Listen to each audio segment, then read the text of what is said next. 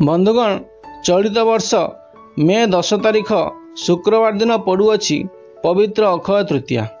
एही अक्षय तृतीया रे ग्रह मानकर किछि महासंयोग बनिबाकु जाउछि। एहा सहित विशेष करी एही 6 गोटी राशि व्यक्ति विशेष मानक उपरे एहा सबुठु अधिक प्रभाव पड़िबाकु जाउछि। आउ मध्य एही शुभ संयोग प्रभावरु एही 6 गोटी राशि व्यक्ति माने हेबाकु जाउछन्ति धनवान। एहा सहित सेमानंकु निज जीवन रे मिलिबाकु जाउछि बड़ बड़ सफलता एवं अनेक सारा खुशीर खबर। माता लक्ष्मी कृपा दृष्टि एही 6 गोटी राशि व्यक्ति मानक उपरे पड़िबाकु जाउछि। तेबे बंधुगण आसंतु जानिबा सेही भाग्यशाली राशि मानक विषय जेउ मानक जीवन रे धन संपत्ति सुख ऐश्वर्य एवं मान सम्मान प्राप्ति हेबाकु जाउछि। प्रथम रे मेष राशि। एही राशि व्यक्ति विशेष मानक उपरे माँ लक्ष्मी एवं प्रभु नारायण कृपा प्राप्ति हेबाकु जाउछि। एही जो धन जोग सृष्टि होछि सेही धन जोगर प्रभावरु एही राशि व्यक्ति विशेष मानक जीवन पूरापूरी बदलिबाकु जाउछि, जहा द्वारा एही अक्षय तृतीया ठारू सेमानंकर उत्तरोत्तर उन्नति हेबाकु जाउछि। एहा सहित सेमानंक आर्थिक स्थिति मध्य पूर्व अपेक्षा मजबूत हेबाकु जाउछि। द्वितीय रे वृष राशि। एही राशि व्यक्ति विशेष मानक पई एही अक्षय तृतीया वरदान साब्यस्त हेबो।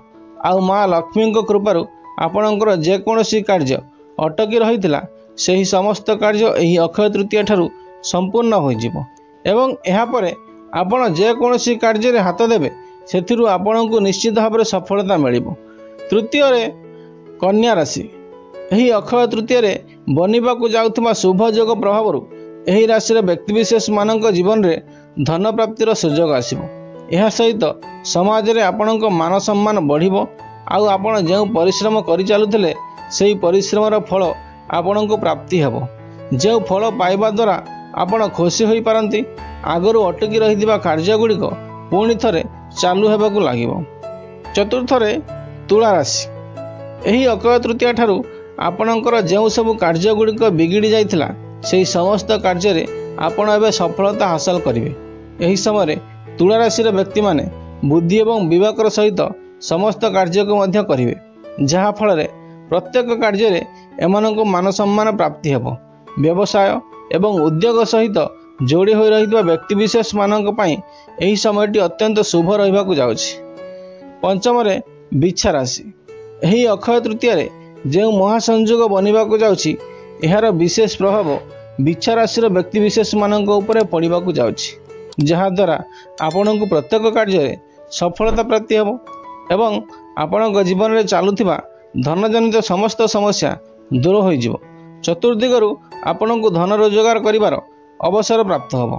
प्रेम समय मध्य आपणको सफलता प्राप्ति हेबो। षष्ठ रे कुंभ राशि। एही अक्षय तृतीया ठारू माँ लक्ष्मी कृपारु आपणको जीवन में सब प्रकार खुशी आसिबो। आपण माने कठिन कठिन कार्य को अति सहज रे करी आगको बढ़ी चलिए।